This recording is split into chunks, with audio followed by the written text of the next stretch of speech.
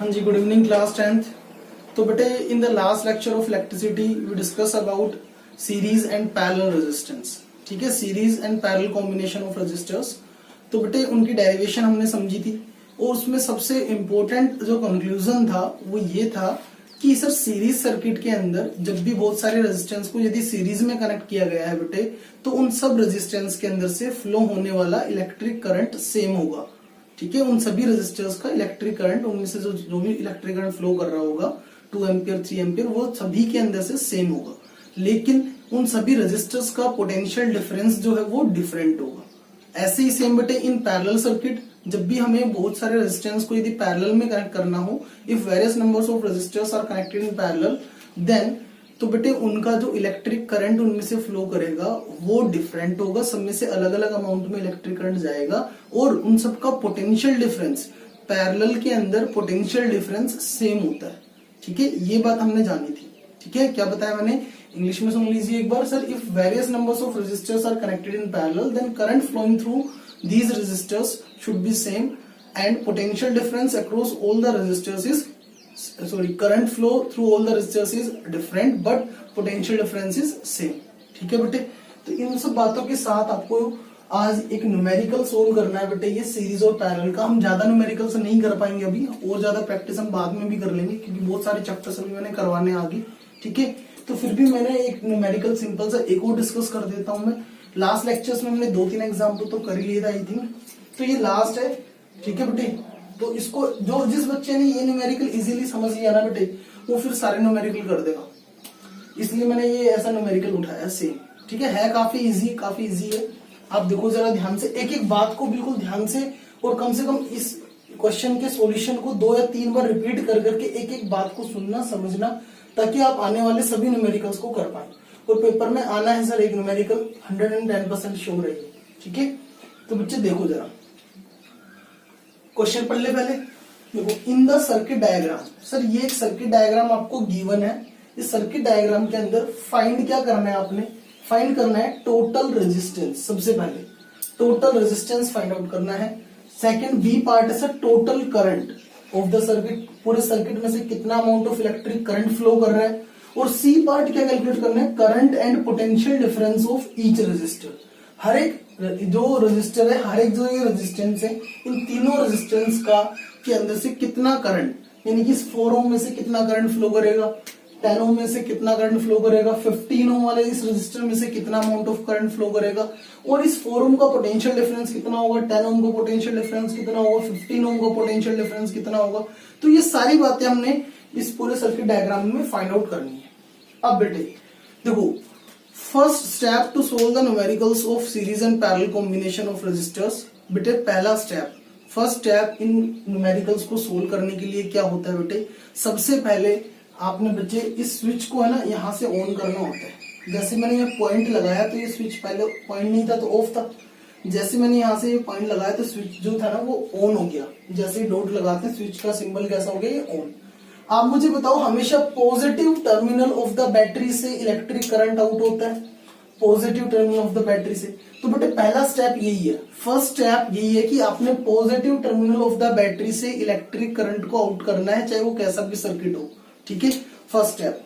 बाकी आप छोड़ दीजिए हमने क्या निकालना है, पहले आप ये समझिए पहला स्टेप क्या करना है sir, positive terminal of the battery से इलेक्ट्रिक करंट, जो कि मैंने कितना मान लिया, आई, हमेशा आई मान लिया करो। आई इलेक्ट्रिक करंट यहां से आउट हुआ, जैसे मैंने एरो लगाई। अब ये इलेक्ट्रिक करंट यहां से फ्लो करेगा, वो इलेक्ट्रिक करंट यहां से पास होगा। अब वो इलेक्ट्रिक करंट यहां पहुंचेगा, यहां जाने के बाद इलेक्ट्रिक करंट जो था वो टर्न हो जाएगा आई करंट। यहां पर वायर में से भी आई करंट बेटे। अब आप सोच रहे होंगे सर कि जैसे ये आई करंट इस पॉइंट पर यहां जाएगा, तो इस पॉइंट पर जाने के बाद इस इलेक्ट्रिक करंट के पास 2 रास्ते हैं बेटे, 2 पाथ में ये डिवाइड हो जाएगा। देखो, एक तो ऊपर की ओर पाथ जा रहा है और एक नीचे की ओर आ रहा है। तो मैं ये मान लेता हूं सर, ऊपर की डायरेक्शन में I1 करंट फ्लो और नीचे की डायरेक्शन में कितना गया, I2। यानी कि जो ये I करंट था, ये I करंट I1 और I2 करंट में डिवाइड हो गया। I1 करंट ऊपर वाले वायर में से चला गया, I2 करंट नीचे वाली वायर में से आगे डिवाइड तो होना ही था, क्योंकि अब तो पाथ अलग है। देखो पहले क्या था, ये I करंट था, यहाँ से आउट हुआ था, सीधा सीधा जैसे जा रहा था, एक ही वायर थी, सिंपल एक वायर थी। ये देखो इसमें से ऐसे ऐसे जाता हुआ आई करंट यहाँ आ गया। अब ये आई करंट फिर आगे चल के क्या हो गया, डिवाइड। अब आप मुझे बताइए सर ये I1 करंट ऊपर से जाएगा तो इस 10 ओम वाले में से कितना करंट जाएगा, ये I1 करंट जाएगा, ये I2 करंट यहाँ नीचे से आएगा ऐसे, ये I2 करंट यहाँ से आ रहा है, फिर ये I2 करंट तो यहाँ पर आ जाएगा और ये I1 करंट यहाँ पर आ जाएगा। अब आप मुझे बताइए ये I1 करंट ऊपर से है, I2 नीचे से आए, ये वापस इस पॉइंट पर आने के बाद दोनों वापस से क्या हो जाएंगे, कंबाइन, और वापस से क्या बना लेंगे, I करंट। इनकी जो I की वैल्यू है वो क्या है, I1 प्लस I2, बोलो ठीक है। अब ये I करंट वापस यहाँ पर आएगा और ये नेगेटिव टर्मिनल में एंटर कर जाएगा ऐसे वापस। बोलो पहला स्टेप समझ आया। फर्स्ट स्टेप क्या होता है बेटे कि हमने इस पूरे सर्किट डायग्राम में से इलेक्ट्रिक करंट को पास करना होता है कि positive terminal of the battery से करंट को आउट कीजिए और उसको पूरे सर्किट में एक बार घुमाकर लेके आइए, देखिए जरा कि करंट कैसे कैसे डिवाइड हो रहा है, कैसे कंबाइन हो रहा है, ये सारी बातें करनी है, ठीक है। अब बेटे नेक्स्ट बात क्या करनी है सर, हमने सेकंड स्टेप अब देखिए हमने क्या निकालना था ए पार्ट के अंदर, ए पार्ट में हमने फाइंड आउट करना था सर टोटल रेजिस्टेंस, ठीक है जी। टोटल रेजिस्टेंस निकालने के लिए बेटे आपको फॉर्मूला बताया हुआ है टोटल रेजिस्टेंस का, क्या कि यदि रेजिस्टेंस सीरीज में कनेक्ट है तो R1 plus R2 plus R3 ऐसे ऐड कर देंगे, और यदि पैरेलल में कनेक्ट है तो 1/RT is equal to 1/R1 plus 1/R2 plus 1/R3 reciprocal करके ऐड करना होता था। ये मैंने समझाया था डेरिवेशन में, आपको जो रिजल्ट आया था। अब बेटे पहले तो ना ये पहचानिए कि सर कौन सा रेजिस्टर तो इसमें सीरीज में है और कौन सा रेजिस्टर पैरेलल में, उसको कैसे सोल्व करेंगे बहुत ध्यान से समझेंगे।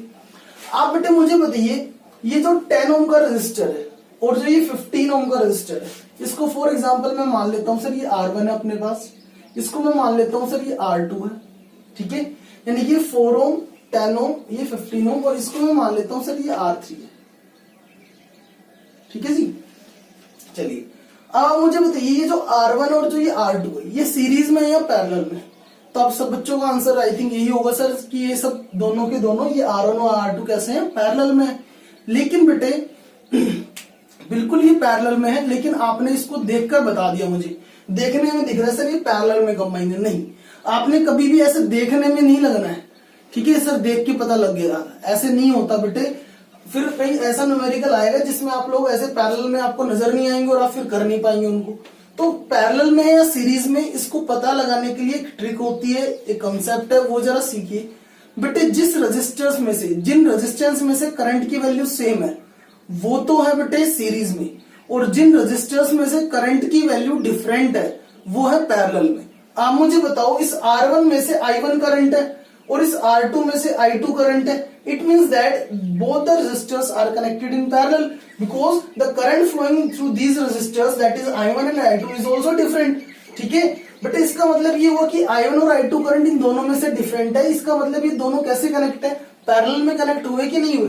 तो आप ये लिखेंगे सर जो R1 और जो R2 है, ठीक है, इन दोनों में से जो I की वैल्यू करंट की वैल्यू जो है वो डिफरेंट है, करंट इनमें से दोनों में से अलग अलग फ्लो कर रहा है, that is I1 and I2। That's why ये दोनों के दोनों रेजिस्टर्स जो है बेटे वो कैसे कनेक्ट है, ये पैरेलल में कनेक्ट है।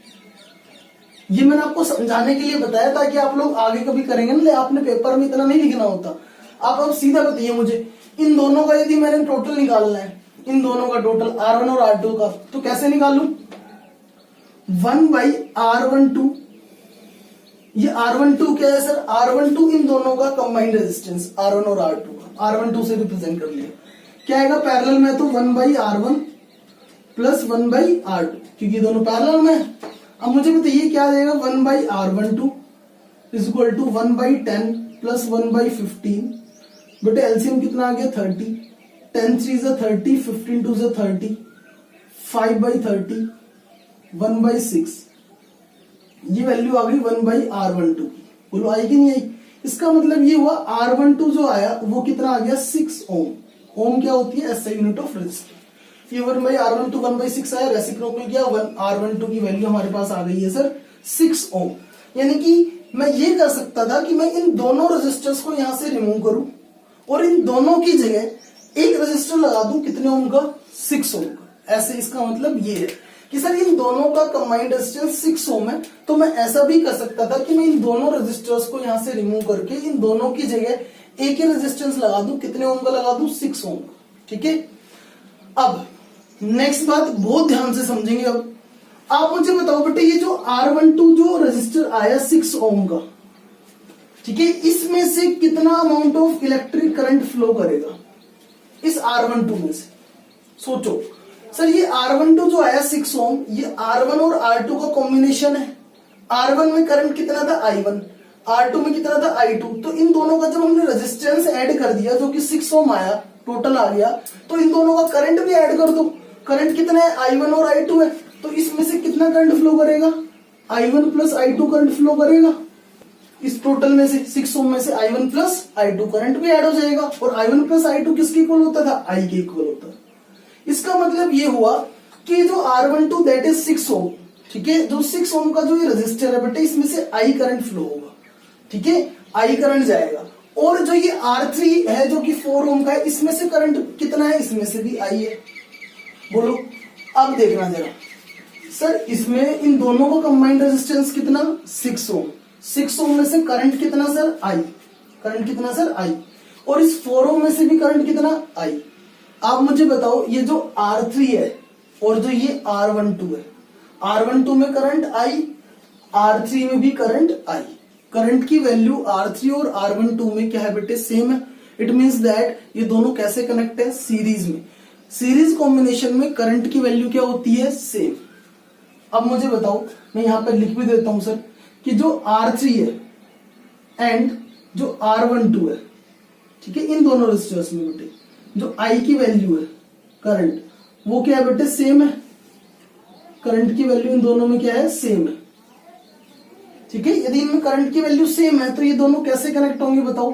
तो ये दोनों कैसे कनेक्ट है? ये सीरीज में है, ठीक है। और यदि ये बेटे सीरीज में है, यदि ये सीरीज में है तो मैं यहां पे कर रहा हूं उससे आगे, यदि ये सीरीज में बेटे, तो आप मुझे बताओ टोटल रेजिस्टेंस जो आएगा RT, टोटल पूरे सर्किट का रेजिस्टेंस, वो क्या आएगा?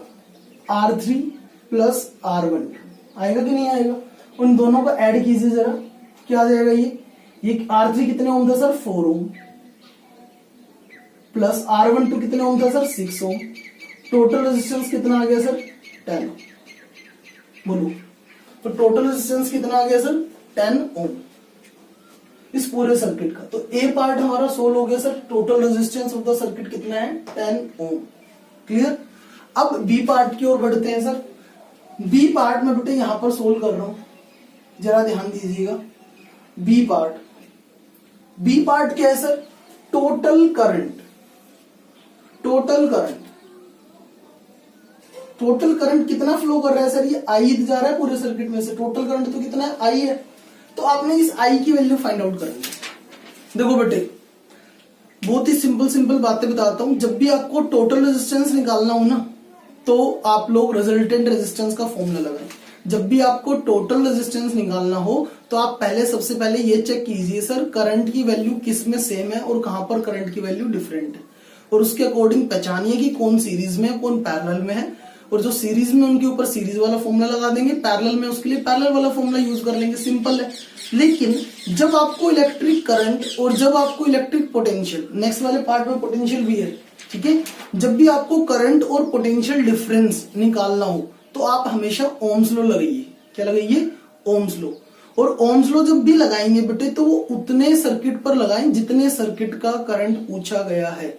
आप मुझे बताइए यहाँ पर जो ये करंट जो पूछा गया है, ये कितने सर्किट के कितने हिस्से का पूछा गया है? पूरे सर्किट का पूछा है, टोटल पूछा है।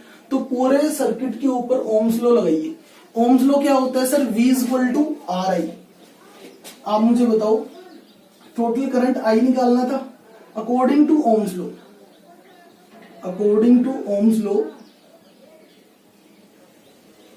V क्या होता था बेटे? R × I। V मतलब टोटल पोटेंशियल, R मतलब टोटल रेजिस्टेंस और I मतलब टोटल करंट। यही है। आप मुझे बताइए V की वैल्यू कितनी है? ये देखो दे रखी है। बैटरी कितने वोल्ट की लगाई थी? ये क्वेश्चन में गिवन थी 100 वोल्ट की।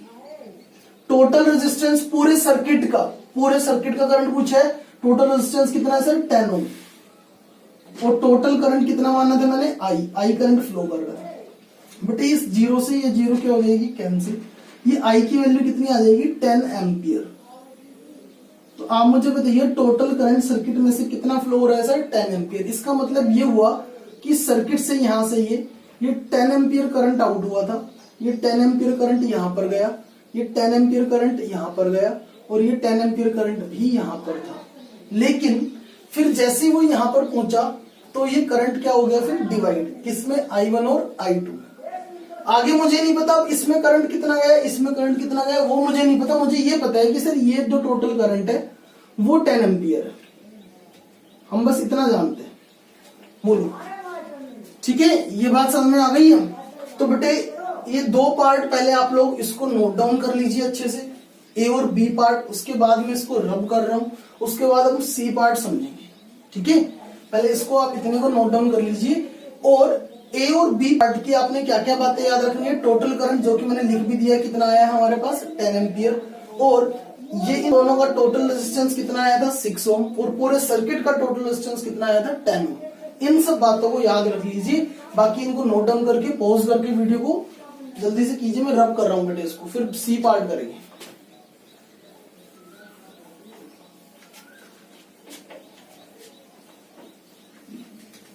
तो बेटे सी पार्ट में क्या पूछा गया है, सी पार्ट के अंदर पूछा गया है सर टोटल करंट।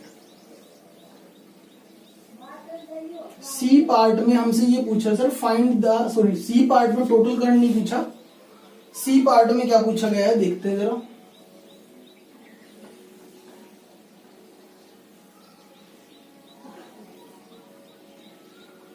बेटे ये रहा सी पार्ट। देखो सी पार्ट में क्या पूछा है, current and potential difference of each resistor. इसका मतलब आपने इलेक्ट्रिक करंट बताना है, इस R3 में से कितना करंट पास हुआ, R1 में से कितना करंट पास हुआ, R2 में से कितना करंट पास हुआ। समझ में आई बात। आप मुझे बताइए सबसे पहले R3 में से करंट की वैल्यू कितनी है 10 एम्पियर, आप निकाल चुके हैं सर। ये देखो R3 में से तो कितना करंट जा रहा था 10 एम्पियर करंट जा रहा है भाई। अच्छा अब किस में से निकालना है, R1 में से। R1 में से करंट की वैल्यू कितनी है I1, ये फाइंड आउट करना है। और R2 में से करंट की वैल्यू कितनी है I2, ये आपने फाइंड आउट करना है। तो बेटे आपने R1 में से I1 करंट जा रहा था, R2 में से ये I2 करंट जा रहा था, तो इस I1 और I2 की वैल्यू फाइंड आउट करनी है। एक तो ये है। दूसरा सर आपने पोटेंशियल डिफरेंस फाइंड आउट करना है हर एक रजिस्टर का। हर एक रजिस्टर का पोटेंशियल डिफरेंस का मतलब क्या है वो जरा समझिए। तो बेटे potential difference of each resistor बड़ा सिंपल। आप मुझे बताइए जब भी सीरीज में होते हैं कनेक्शन, तो सीरीज में पोटेंशियल डिफरेंस कैसा होता है, डिफरेंट, और पैरेलल में पोटेंशियल डिफरेंस कैसा होता है, सेम। बताया था डेरिवेशन में अच्छे से। आप मुझे सोच समझकर बताइएगा। सर ये जो सर्किट है ये यहां से लेकर यहां तक,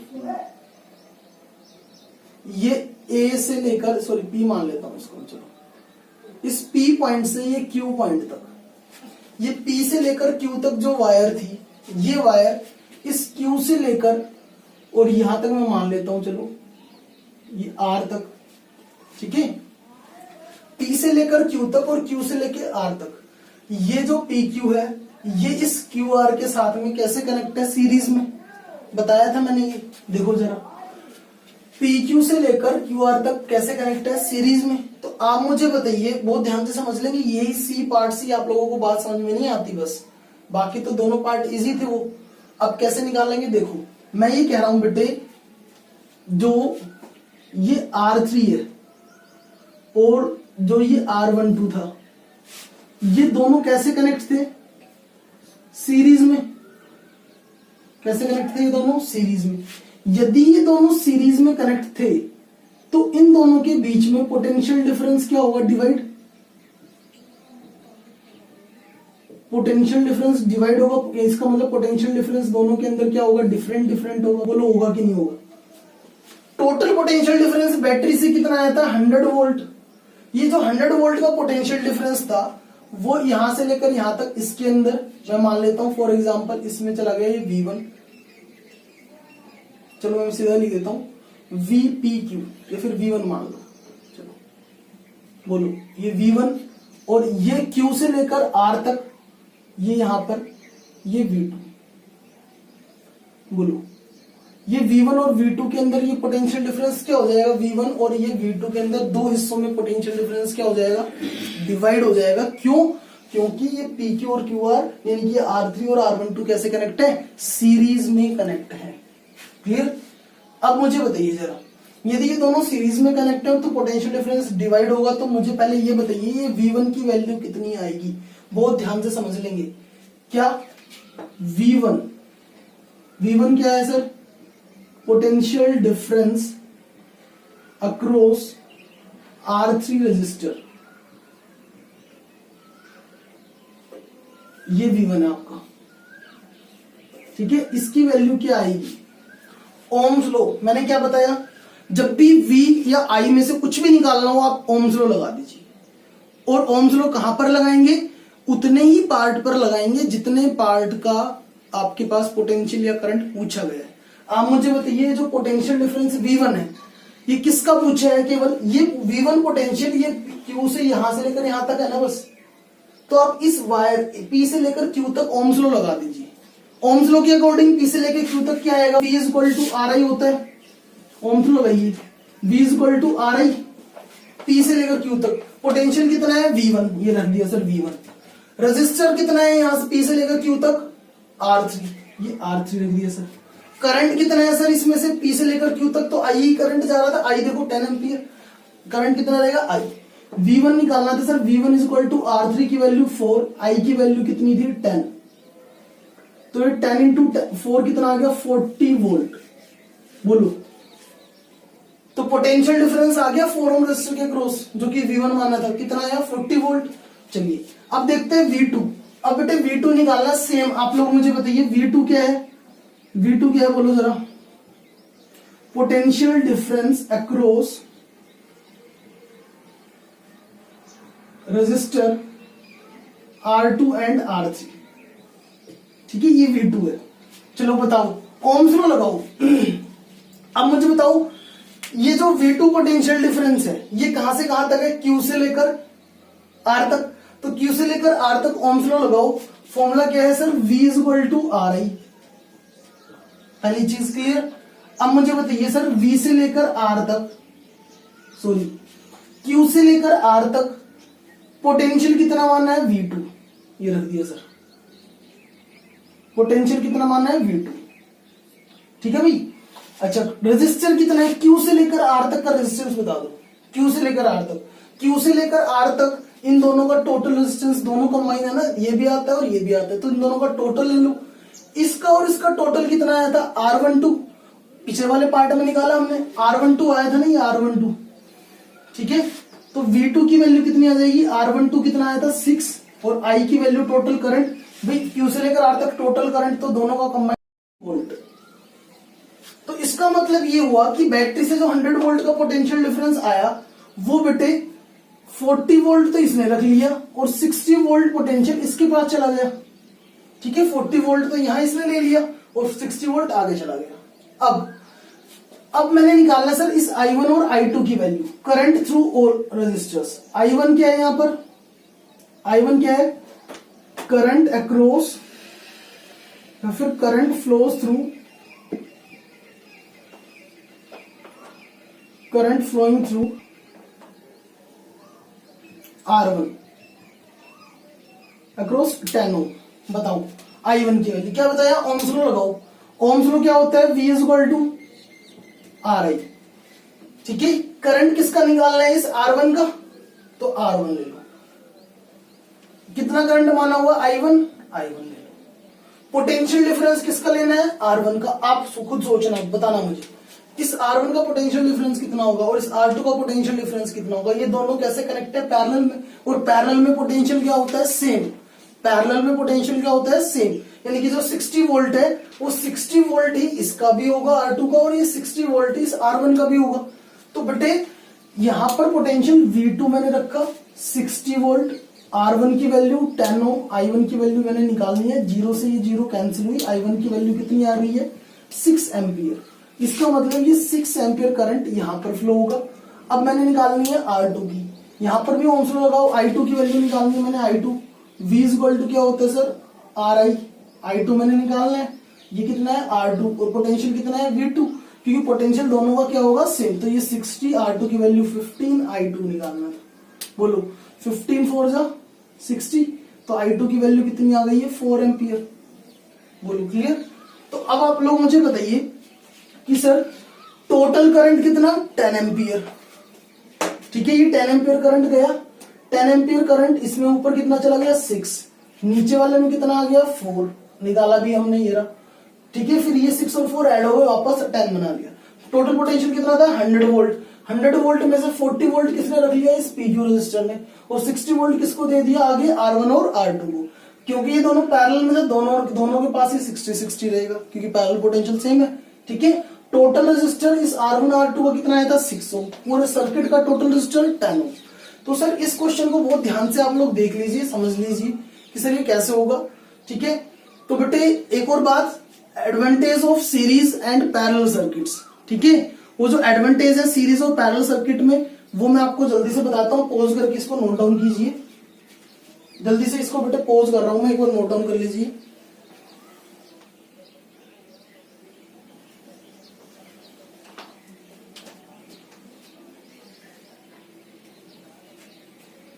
हो गया जी।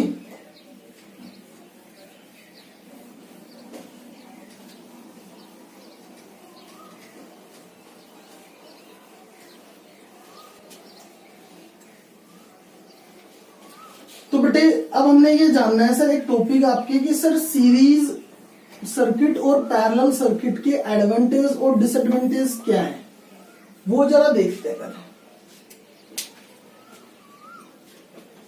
देखो जरा,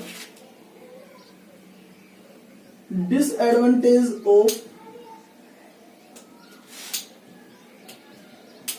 series circuit, disadvantage of series circuit, और एक साइड में बेटे हम लिखेंगे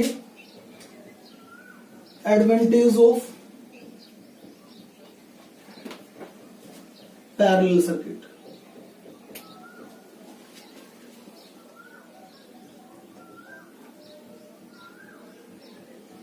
ठीक है, तो ये दोनों समझ रहे हैं बेटे। सबसे पहली बात समझना डिसएडवांटेज ऑफ सीरीज सर्किट का डिसएडवांटेज क्या है, आप लोग एग्जांपल से समझ जाएंगे जल्दी जल्दी। देखो बेटे ये एक बल्ब था, ठीक है, ये एक बल्ब था और ये एक बल्ब था, ये तीनों बल्ब मैंने यहां पर लगाए हुए थे।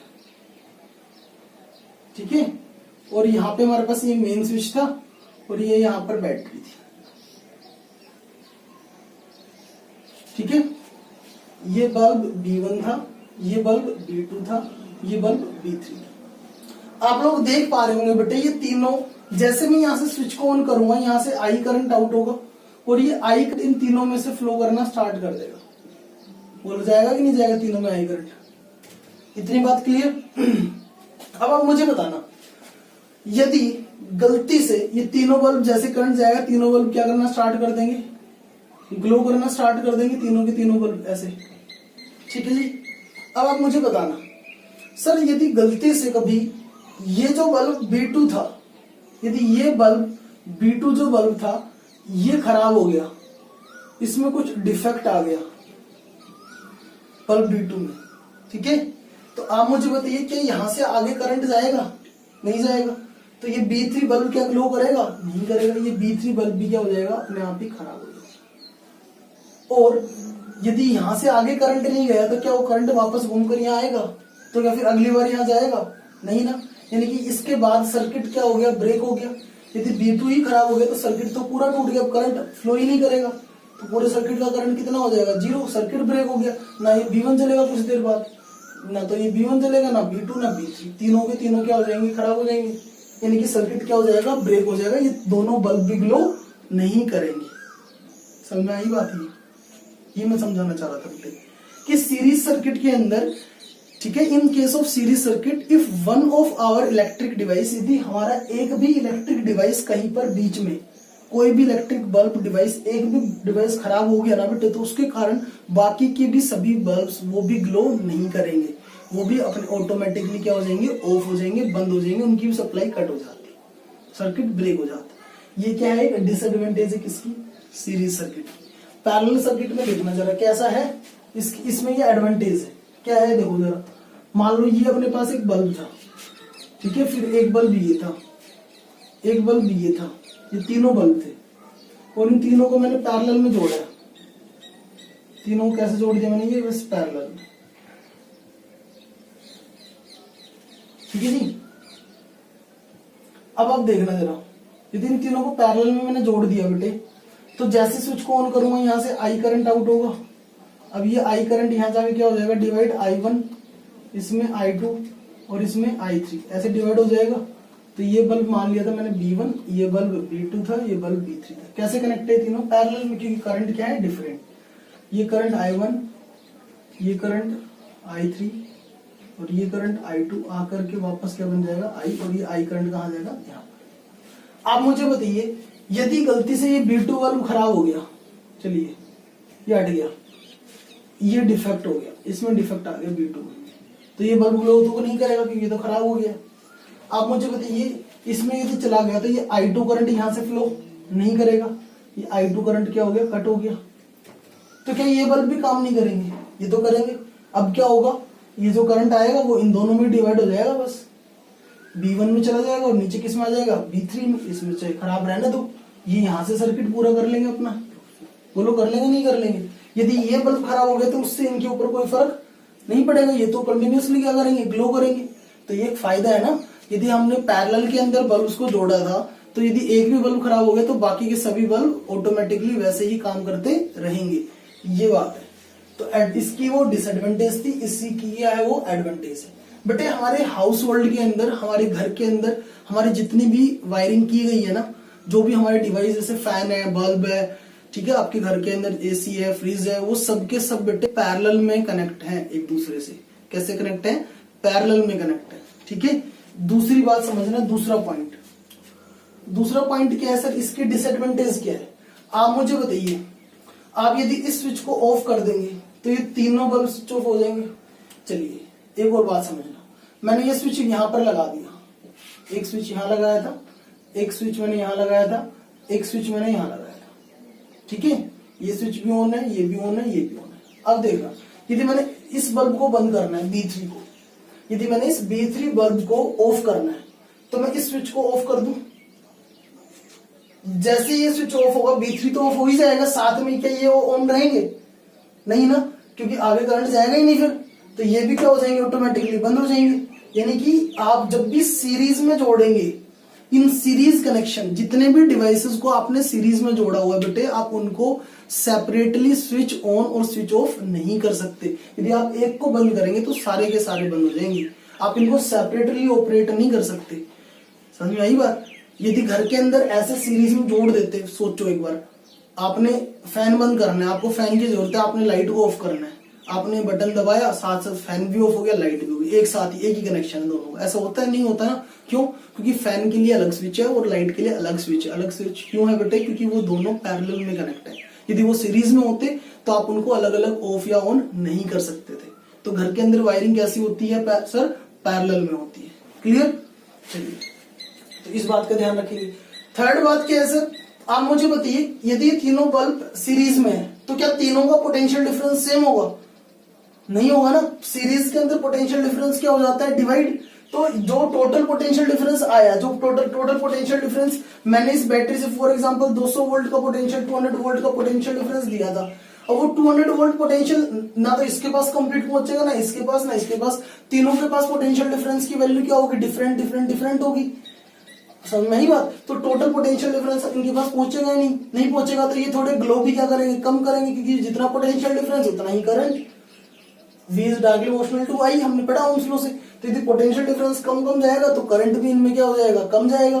तो करंट जो है सर्किट का वो क्या हो जाता है, कम हो जाता है, ठीक है।